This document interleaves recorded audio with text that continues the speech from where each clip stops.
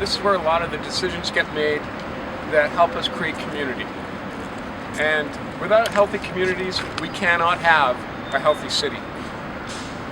And what we're trying to do, what a healthy city is a place where everyone belongs, where people can pursue their dreams without fear, and where they can become the people they always wanted to be.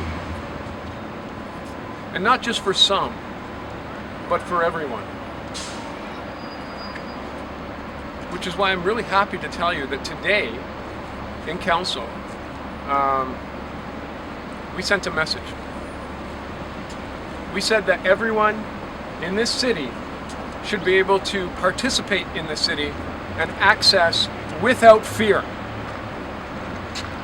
That means that all our neighbors, all our friends who came to this country legally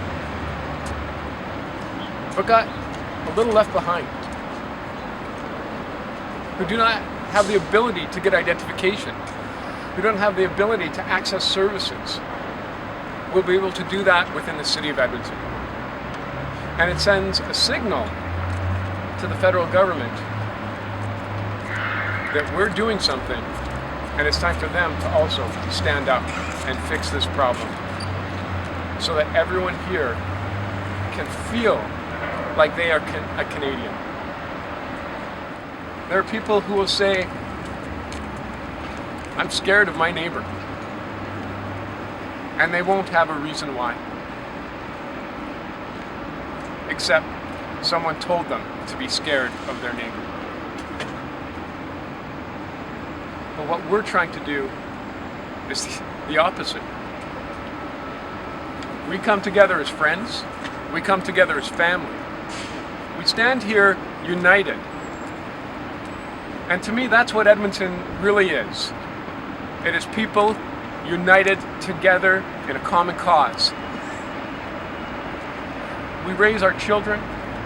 We raise each other's children. And we raise a generation that will live together, seeing each other's differences, but in celebration.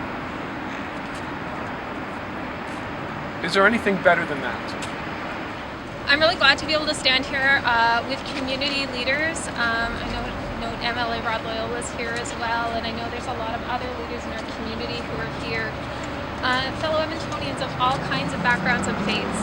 And for me, it's in these moments when we stand side by side with our neighbors and friends that we realize that, to quote one of my heroes, British Member of Parliament Joe Cox, that we are far more united and have far more in common than the things that divide us.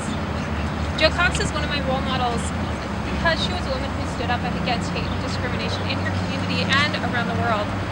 And although a lot of people know her name because of how she died, she's one of my heroes because of how she lived. As somebody who saw that we can and should come together in our shared humanity, the diversity does not mean we can't also have unity at the same time. One of the things I treasure most as a public school board trustee about the idea of public education is that it's grounded in the idea of all of us coming together.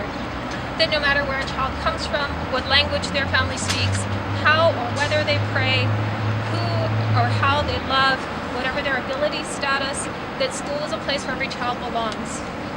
And I know we don't always succeed in making that ideal a reality, but it's something I strive for every day in my work, and it's a reason I've chosen to serve in this role. To make that vision a reality, and from there to grow to a more equitable and caring society. But I also know that there are people out there who don't agree, right? I know that we've seen a number of hate incidents in this city in the last year, and I want to speak bluntly and plainly that that's part of our reality right now. We've seen swastikas spray painted on the schoolyard of a Jewish school. We've seen an attempt in Edson to set fire to a mosque. We've seen hate posters on our university campuses and in our neighborhoods, and we've seen vigilante hate crimes like the Soldiers of gangs like the Soldiers of Odin and the Proud Boys patrolling the streets of our cities and organizing Islamophobic rallies. That's a reality in our city right now. We've seen political leaders dog whistling against refugees and against LGBTQ youth. And we've seen people targeted by harassment every day in the street when they go grocery shopping in our city right now. And although all of these target different communities, they share the same hateful roots. And that's why it's so important in the face of this right now for all of us from all communities and all backgrounds to stand together in solidarity in the face of hate. We need to be bold for love in the face of hate. Because I don't believe that most of us in this city want to be hateful people. I believe that Edmontonians want to be and do better and to build a truly welcoming and inclusive city. And so all of us need to find our courage to speak up, to say to the racists, the sexists, the homophobes, and the bigots in our workplaces, our schools, and our families that their hateful attitudes aren't welcome.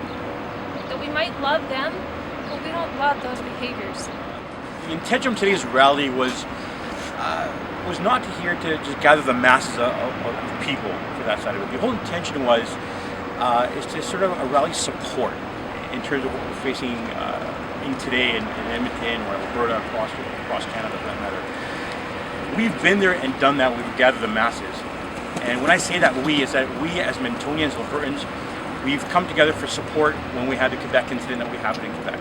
We gathered here when we saw the incident happen in downtown Jasper. So we know that this Edmontonian community, this Albertan community, this Canadian community is resilient. We know the fact that we're always willing to stand up against hatred and discrimination, or racism for that matter, either it's anti-Semitism or Islamophobia or any other acts of hatred. It's just not tolerated. We've always said the fact that diversity needs to be celebrated, not tolerated. And truly, your support here today goes a long way of making sure the fact that we're on the right track as a community at large. It's not about the Muslim community, it's not about any other sect community, it's about Edmontonian itself. That's the key message.